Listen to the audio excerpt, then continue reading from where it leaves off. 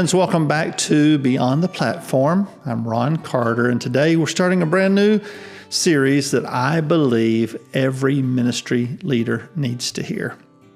It's about leadership failure, broken trust, and how God can bring restoration when the darkness is exposed to His light.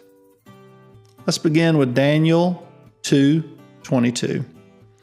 It is He who reveals the profound and hidden things. He knows what's in the darkness, and the light dwells with Him. You know, that verse reminds me of something simple but sobering. Nothing stays hidden forever. God sees what's in the dark places of our heart, and in His mercy, He brings those things to light, not to destroy us, but to heal us. You know, every leader carries this tension. We've been given the responsibility to shepherd people, but we're also human.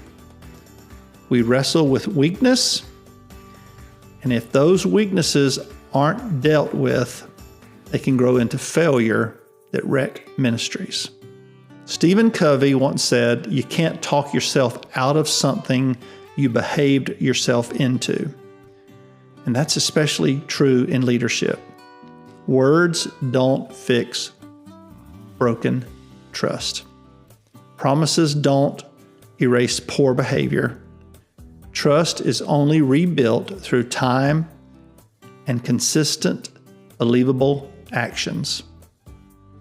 So, over the next few weeks, we're going to walk through 3 levels of leadership failure. First, there are disqualifying failures. Things like adultery, abuse, or financial dishonesty. These break trust so deeply that leadership must end immediately.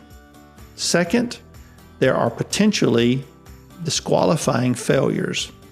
Serious issues that can be redeemed, but only through repentance, accountability, and time.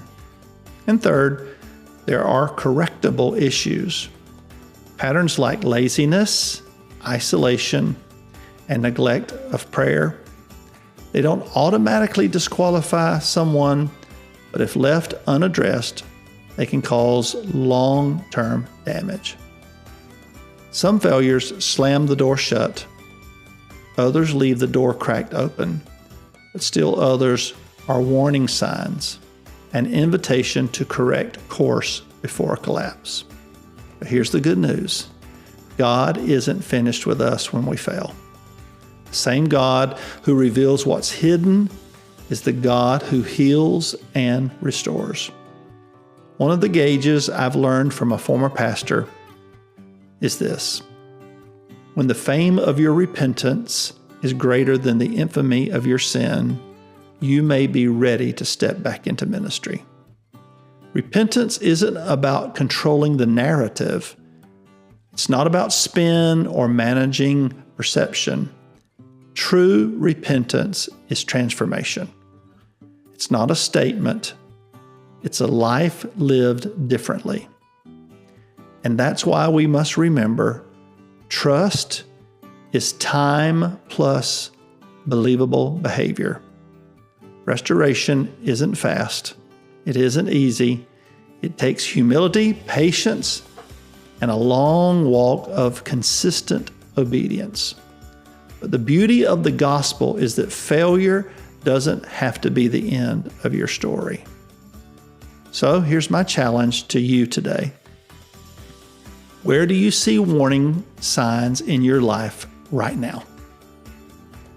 Who have you invited into your life to hold you accountable? Number 3, is there an area where repentance needs to begin today? So as we move forward in this series, we're going to face some hard truths about leadership failure. We'll also discover hope for redemption and practical steps for staying healthy. Thanks for joining me today, and remember this: harmony in leadership informs and inspires. I'll see you next time on Beyond the Platform.